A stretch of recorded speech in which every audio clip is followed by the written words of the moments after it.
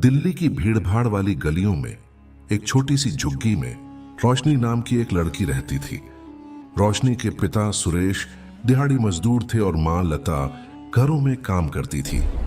उनके परिवार में रोशनी के अलावा 2 छोटे भाई बहन भी थे।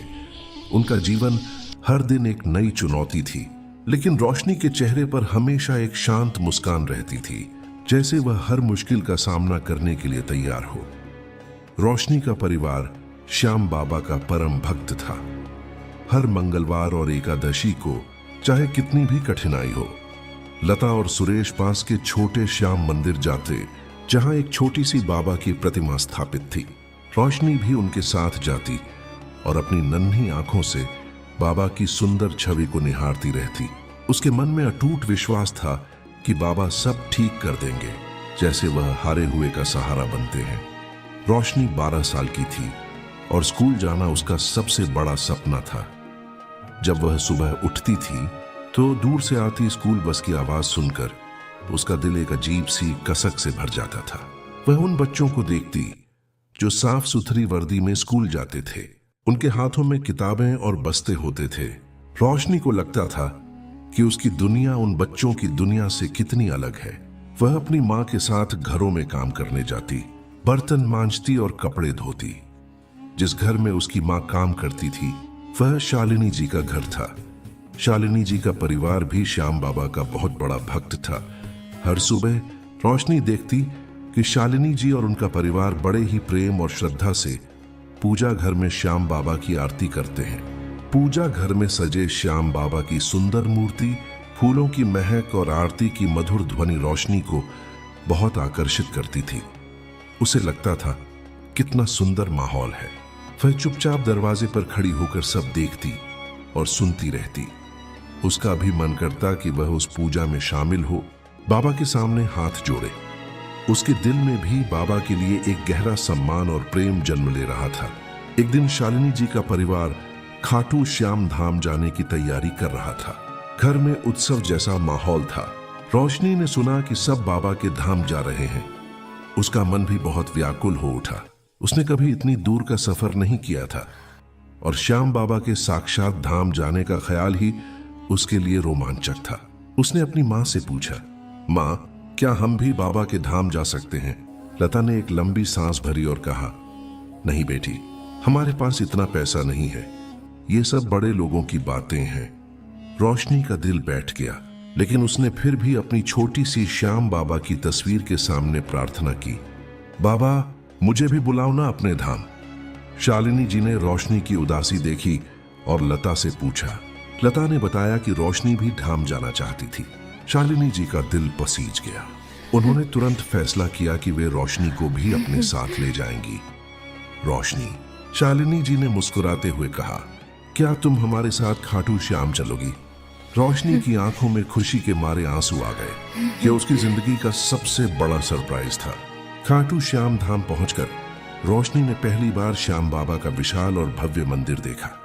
मंदिर की भव्यता, भक्तों की भीड़, जयकारों की गूंज और बाबा की अलौकिक मूर्ति देखकर रोशनी पूरी तरह से भाव विभोर हो गई। उसने श्याम बाबा को इतने करीब से कभी नहीं देखा था। उस दिन से उसका श्याम बाबा के प्रति विश्वास और भी गहरा हो गया। वह पूरी तरह से पक्की श्याम भक्त बन गई। धाम से लौटने के बाद रोशनी हर रात अपनी श्याम बाबा की तस्वीर के सामने हाथ जोड़कर खड़ी होती और कहती, बाबा मुझे भी पढ़ना है, मुझे पता है आप मुझे रास्ता दिखाएंगे। उसके दिल में अब यह भी प्रार्थना होती कि उसे भी स्कूल जाने का मौका मिले, ताकि वह भी उन बच्चों जैसी बन सके जिन्हें उसने स्कूल जाते देखा था। शालिनी जी ने एक दिन रोशनी को घर के काम करते हुए देखा। उसकी आंखों में हमेशा की तरह वही स्कूल जाने की ललक थी, लेकिन साथ ही एक गहरी उदासी भी तैर रही थी। रोशनी, तुम आजकल कुछ ज्यादा ही चुप रहती हो, शालिनी जी ने उससे पूछा। रोशनी बस मुस्कुरा कर रह गई। शालिनी जी ने लता को बुलाया और उसकी ओर मुखातिब होकर बोली, लता, मैं देखती हूँ कि रोशनी कितनी होशियार और मेहनती है। ये बच्ची स्कूल क्यों नहीं जाती? लता की आंखें भर आईं। उसने एक गहरी सांस ली और भीगी पलकों से शालिनी जी की ओर देखते हुए कहा, मालकिन, कहां से भेजेंगे? 2 वक्त की रोटी मुश्किल से मिलती है, बड्डी मुश्किल से घर चलता है। स्कूल की किताबों, फीस और वर्दी का खर्चा कहां से आएगा, यह सोचकर ही मेरा दिल बैठ जाता है। हम तो बस श्याम बाबा से ही प्रार्थना करते रहते हैं कि कोई चमत्कार हो जाए और मेरी बच्ची को भी पढ़ने का मौका मिले। शालिनी जी कुछ देर सोचती रहीं। शाम को उन्होंने अपने पति से बात की। उन्होंने मिलकर फैसला किया कि वे रोशनी की पढ़ाई का खर्च उठाएंगे। अगले दिन जब लता और रोशनी काम पर आए तो शालिनी जी ने उन्हें यह खबर सुनाई। रोशनी की आंखों में एक चमक आ गई, एक ऐसी चमक जो पहले कभी नहीं दिखी थी। उसे लगा जैसे उसके अंदर अंधेरे में कोई दिया जल गया हो। सच में मालकिन? रोशनी ने हिचकिचाते हुए पूछा, जैसे उसे विश्वास नहीं हो रहा था। शालिनी जी मुस्कुराईं। हाँ रोशनी, सच में कल से तुम भी स्कूल जाओगी। लता ने तुरंत अपनी बेटी को गले लगाया और दोनों की आंखों से आंसू बहने लगे। लता ने मन ही मन श्याम बाबा का शुक्रिया अदा किया। श्याम बाबा ने हमारी सुन ली। रोशनी, यह उनका ही आशीर्वाद है। अगले दिन रोशनी पहली बार स्कूल गई। नई वर्दी, नया बस्ता और नई किताबें। हर चीज उसे एक सपने जैसी लग रही थी। कक्षा में वह थोड़ी डरी हुई थी, लेकिन जब शिक्षिका ने उसे मुस्कुराकर बैठने के लिए कहा तो उसका डर थोड़ा कम हो गया। उसने अपनी पूरी लगन से पढ़ाई शुरू की। वह हर शब्द को ध्यान से सुनती, हर अक्षर को गौर से देखती। वह जानती थी कि यह मौका उसे बड़ी मुश्किल से मिला है और वह इसे बेकार नहीं जाने देगी। हर सुबह स्कूल जाने से पहले वह अपनी श्याम बाबा की तस्वीर के सामने थोड़ी देर खड़ी होती, उनसे शक्ति और ज्ञान मांगती और फिर पूरे जोश के साथ पढ़ने जाती। समय बीतता गया। रोशनी ने कभी पीछे मुड़कर नहीं देखा। वह रात रात भर जाग कर पढ़ती, अपने छोटे भाई बहनों को सुलाकर, कभी मोमबत्ती की रोशनी में तो कभी सड़क पर जलती स्ट्रीट लाइट के नीचे। उसके माता पिता और शालिनी जी उसकी प्रगति देखकर बहुत खुश होते थे। वह अपनी कक्षा में हमेशा अव्वल आती और उसके शिक्षक उसकी मेहनत और लगन की मिसाल देते। रोशनी जानती थी कि यह सिर्फ उसकी मेहनत नहीं, बल्कि श्याम बाबा का हाथ है जो उसे हर कदम पर थामे हुए है। जब रोशनी ने ज़मीं की परीक्षा दी तो उसने पूरे जिले में टॉप किया। यह खबर सुनकर उसके माता पिता की आंखों में खुशी के आंसू थे। लता ने अपने घर के पास वाले श्याम मंदिर में जाकर बाबा का धन्यवाद किया और प्रसाद चढ़ाया। शालिनी जी को अपनी पहल पर गर्व था। रोशनी को कई कॉलेजों से स्कॉलरशिप के ऑफर आए। उसने साइंस स्ट्रीम चुनी और इंजीनियर बनने का फैसला किया। कॉलेज के दौरान भी उसने अपनी पढ़ाई जारी रखी। वह जानती थी कि यह सिर्फ उसकी मेहनत नहीं, बल्कि उन सब लोगों का प्यार और विश्वास है जिसने उसे यहां तक पहुंचाया। और सबसे बढ़कर श्याम बाबा का आशीर्वाद, जिनकी भक्ति ने उसे कभी हार मानने नहीं दी। 4 साल बाद रोशनी ने इंजीनियरिंग पूरी की और उसे एक बड़ी मल्टीनेशनल कंपनी में नौकरी मिल गई। जिस दिन उसने अपनी पहली सैलरी लाकर अपनी मां के हाथों में रखी, वह क्षण उसके लिए सबसे अनमोल था। लता ने वह पैसे अपनी बेटी के सिर पर रखे और उसे गले लगा लिया। मेरी बेटी, तूने हमारा नाम रोशन कर दिया, लता ने रोते हुए कहा। यह सब श्याम बाबा की कृपा है। रोशनी ने सबसे पहले अपने माता पिता के लिए एक अच्छा घर बनवाया, जिसमें एक छोटा सा पूजा घर भी था, जहां श्याम बाबा की सुंदर प्रतिमा स्थापित की गई। वह सुबह शाम वहां दिया जलाती और बाबा का भजन गाती। उसने अपने छोटे भाई बहनों को भी अच्छी शिक्षा दिलवाई और शालिनी जी, जिन्होंने उसे रास्ता दिखाया था, उन्हें रोशनी ने अपनी मां जैसा सम्मान दिया। वह हर महीने उनसे मिलने जाती और उनका आशीर्वाद लेती। लेकिन रोशनी के सपने अभी पूरे नहीं हुए थे। उसने देखा था कि कैसे उसके जैसे गरीब परिवार के लोगों को न्याय और सरकारी सुविधाओं के लिए भटकना पड़ता है।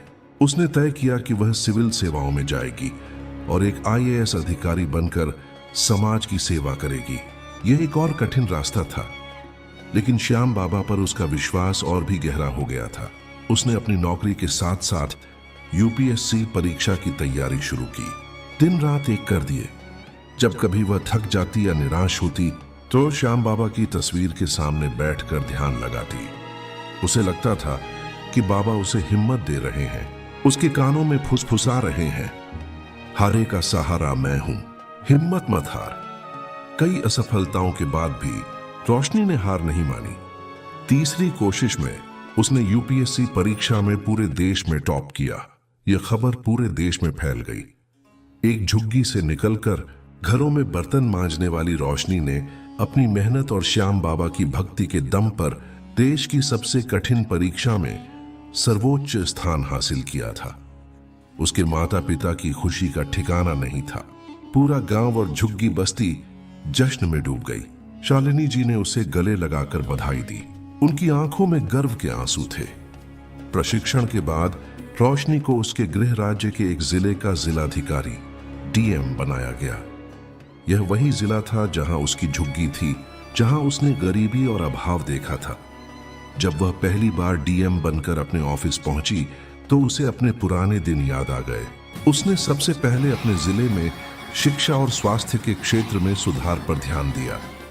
उसने कई नए स्कूल खुलवाए जहां गरीब बच्चों को मुफ्त शिक्षा और किताबें मिलती थी। उसने श्याम की रोशनी नाम की अपनी संस्था को और मजबूत किया ताकि कोई भी बच्चा शिक्षा से वंचित न रहे। रोशनी आज एक सफल आईएएस अधिकारी थी, लेकिन वह कभी नहीं भूली कि वह कहां से आई है। वह नियमित रूप से अपने पुराने घर और झुग्गी बस्ती में जाती, लोगों से मिलती और उनकी समस्याएं सुनती। हर साल वह अपने माता पिता के साथ श्याम बाबा के मंदिर में जाती और वहां भंडारे का आयोजन करती। अपनी इस अविश्वसनीय यात्रा की परिणति के रूप में रोशनी ने अपने माता पिता और शालिनी जी के साथ रिंग्स से खाटू धाम तक की पैदल ध्वज यात्रा का संकल्प लिया। यह उसके श्याम बाबा के प्रति कृतज्ञता और अटूट भक्ति का प्रतीक था। हजारों भक्तों की भीड़ में रोशनी ने अपने हाथ में बाबा का निशान ध्वज थामे हुए हर कदम पर श्याम बाबा का जयकारा लगाते हुए यह यात्रा पूरी की। इस पद यात्रा के दौरान उसकी आंखों में खुशी और संतोष के आंसू थे। मंदिर पहुंचकर उसने बाबा के चरणों में अपना ध्वज समर्पित किया और सच्चे हृदय से उनका धन्यवाद किया। बाबा, आपने ही मुझे यह सब दिया है। मैं आजीवन आपके आशीर्वाद और सेवा के मार्ग पर चलती रहूंगी।